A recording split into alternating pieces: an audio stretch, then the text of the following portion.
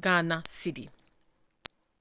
Ghana is one of Africa's largest commodity exporters. It is Africa's leading gold producer and also produces cocoa, manganese ore, bauxite, diamonds, and crude petroleum. Strong gold exports contributed to a current account surplus, higher foreign exchange reserves, and an appreciation of the cedi in 2025. The country has also faced repeated fiscal and external sector pressures. In April 2015, the IMF approved a 3-year extended facility arrangement of about $918 million to support Ghana's economic reform program. Now, Ghana entered another period of debt distress in the early 2020s, leading to a debt restructuring and a new IMF-supported program aimed at restoring macroeconomic stability. And there you have it. That is how your economy looks like. Hello, moves money and markets.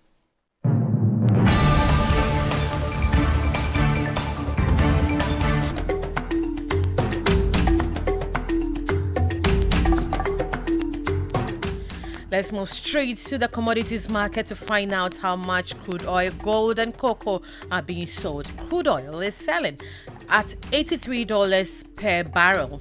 $83 per barrel.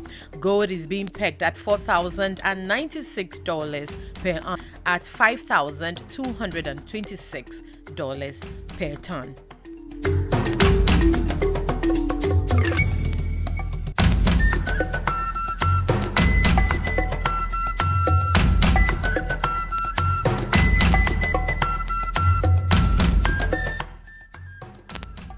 Let's go on to the retail currency market to find out how much the commercial bank for 13 cedis 25 pesos, and it's you're likely to buy in the forex bureaus to do so.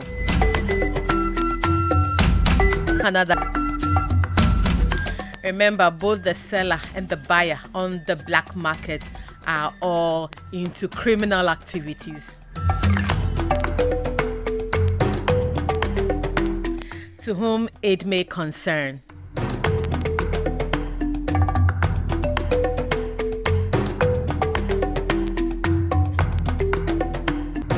Why are you jittery in your cars? You've been going there.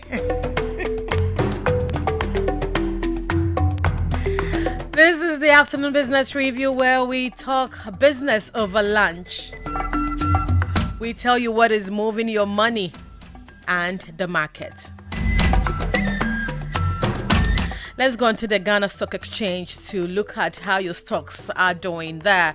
Have you invested in Casapreco, MTN, and the likes? Let's Caitlin Darcy tell you what it looks like on the stock exchange. The stock market ended Friday on a firm footing with stock market ended the week on Friday on a firm footing with price gains in 11 equities against a lone laggard. The top gainers were Total Energies, Intravenous Infusions, and Hordes, while Casapreco declined. Ghana and Casapreco traded the most, accounting for 77.5% of the market turnover after trading 3.2 million shares across 23 counters. For Data Bank Research, Caitlin Darcy.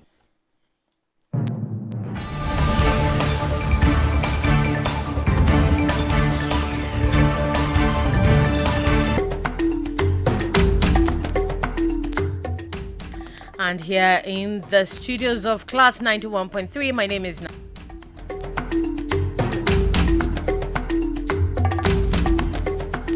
Let's look at stories that are shaping the local economy, that's the domestic economy, your economy, my economy, the Ghanaian economy. And the government exceeded its treasury bills target once again. The week in which the Minister of Finance, Dr. Kasiola Toforson, presented the media budget review on Thursday, 23rd, in News Desk report. According to the auction worth 12.3 billion Ghana cedis. However, it's Ghana cedis of the for the 91-day bill, 2.9%. That of the 182. And that was a News Desk preparation between the. We have set for ourselves very high margin that we are doing currently Medium term, we are looking at about $6 billion, which is very doable. We also want to work closely in the area of agriculture because you have a comparative advantage there. You have agri equipment and machinery that we will need, and the president wants us to collaborate with you strongly to support his Feed Ghana initiative. The IT space, compulsory ship programs, the 1 million coders program. And so we want to work with India, which is a powerhouse, everybody knows, when it comes to IT, when it comes to AI, the Internet of Things. India is a powerhouse. So we want to work closely with you on that. The third priority area that we are seeking to deepen cooperation is in the pharmaceutical space. You heard the Foreign Affairs Minister Samuel Okudzeto Ablakwa. Let's do some other business stories in other countries on the continents now. The Dangote Petroleum Refinery reverted to the sale of petrol in Naira because importers were allegedly holding back their stocks. The official, who pleaded for anonymity because he was not authorized to speak to the media, told our correspondent that the refinery's decision to hold dollar denomination fuel sales was not because the issue of crude oil shortage had been resolved. He said this reversal was taken in the interest of the country to prevent fuel scarcity and further increases in petrol prices. According to him, the importers were deliberately holding back their stocks in anticipation of higher fuel prices. In Ethiopia, Ethiopia's central bank has prohibited the use, trading, and transfer of virtual assets unless activities are specifically authorized under existing laws, warning the public against engaging with. Ethiopia said the restriction applies or used for payment, investment, and similar purpose. Let's go to the Africa Development Bank that said $1 billion devastate agriculture, deepen food insecurity, and force millions of people to flee their homes. That is a warning coming from the Africa Development Bank that a looming super El Nino weather could cost African countries between $10 billion. Our climate phenomenon poses one of the biggest threats to the continent's economic and social stability in the coming months. An official of the bank warned that the impact would be felt across multiple sectors, with agriculture expected to bear the brunt as prolonged droughts and erratic rainfall reduce crop yields and livestock production. And we are told here in Ghana, the Women's Development Bank operationalized. Now, while some economists said that, well, we do not have to build new infrastructure, we should work with the existing banks and create various desks in the banks. Others are also saying it should have its own, infrastructure. So we want to find out where we are.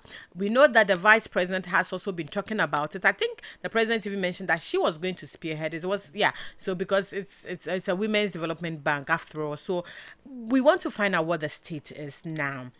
We have asked the questions. We are not getting answers from officials really, except the finance minister mentioning how much they have allocated. But we want to know: is it on paper? Is there a concept, or it is it has been lifted from the concept stage and we are now realizing it? Is there an infrastructure that's being built? Are there discussions between the commercial banks if they are going to work with the commercial banks? Where are we? What is happening? So my colleague. My co-host actually, Nanajman Prempe, has been doing some digging. Nana, the state of Ghana's Women's Development Bank. What have you learned? Right, Nana, so before we get to the states, let's even help our listeners understand why the need for the Women's Development Bank. So, the Women Development Bank, according to the the NDC's, I beg your pardon, according to the NDC's manifesto, that's the 2024 manifesto, is a proposed specialized state bank being established by the government of Ghana to expand access to finance for women entrepreneurs and women-owned businesses. Its primary goal is to address the financing gap that many women face when starting or growing businesses. So now let's come to why is the bank being created. So women in Ghana, particularly owners of micro, small, and medium-sized enterprises, that's the MSMEs, often struggle to obtain loans because of high interest rates, strict collateral requirements, limited access to long-term financing, and low financial inclusion compared to larger businesses. So this prompted the government's uh, decision or idea to establish a bank to support women entrepreneurs. And as part of the manifesto, the government committed or said it's going to commit the bank or the whole process. That's 51.3 million Ghana cedis. But last graced the podium in part million Ghana cedis to be transferred into the coffers of the Women's Development Bank to enhance access to affordable financing. And during the budget presentation, he underscored the excess of empowering women owned enterprises are central to Ghana's economic transformation agenda. So according to him, Before that, it is crucial that we get to know why it is important for us to have up roughly 80% of open space and pavement trading, about 77 of mobile business operators, and roughly 92% of all employed women work in the informal sector overall in Ghana. So we have a lot of women more than men when it comes to the informal sector. Now, when it comes to business ownership, because 80% of open space and pavement trading are done by women or is done by women, and 77% of mobile business operators is also done by women.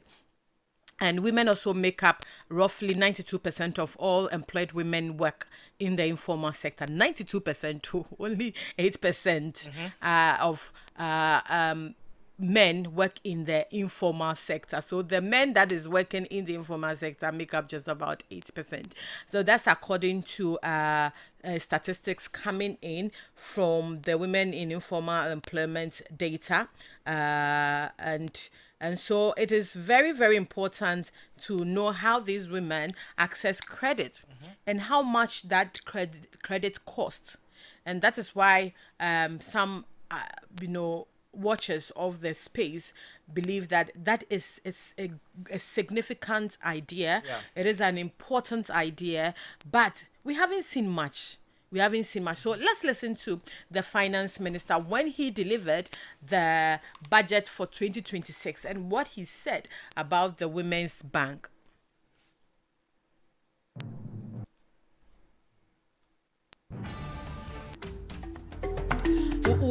We'll hear from the finance minister concerning what he said as regard the Women's Development Bank. But this statistics is what you should know. You should know that 80% of open space and pavement trading is done by, those who do open space and pavement trading, 80% of that number is women. So let's now listen to the finance minister. We have also allocated an amount of 1.5 billion Ghana cedis for agriculture for economic transformational program, of which Feed Ghana, Ghana Grains Development Project, Vegetable Development Project, and Nkoko Nketenkete are all key components of the program. Right, Honorable Speaker, we have also allocated 51.3 million Ghana cedis as seed fund for the establishment of the Women's Development Bank. Mr. Speaker, we have also allocated 300 million Ghana cedis to the National Apprenticeship Program. Mr. Speaker, I repeat, we have also allocated an amount of 300 million Ghana cedis to the National Apprenticeship Program.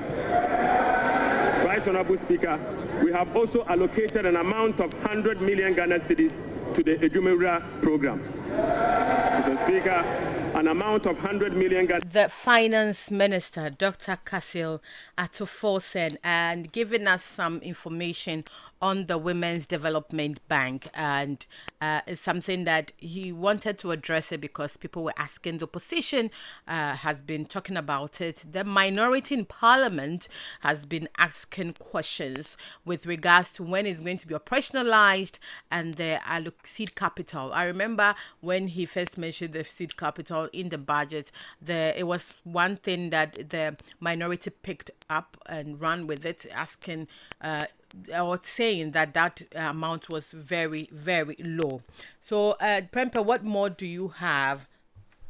Right. So, last week, mid-year budget review, last week Thursday, the finance minister again was in Parliament, and the issue of the Women's Development Bank came up again, and he gave an announcement that the bank will begin operations before end of 2026.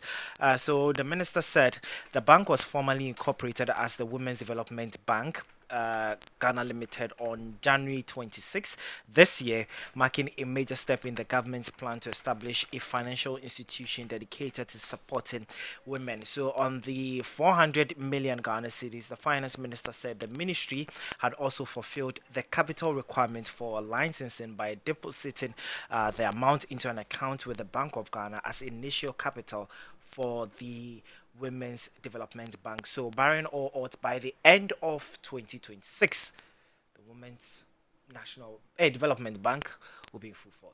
Women's Development Bank, Mr. Speaker.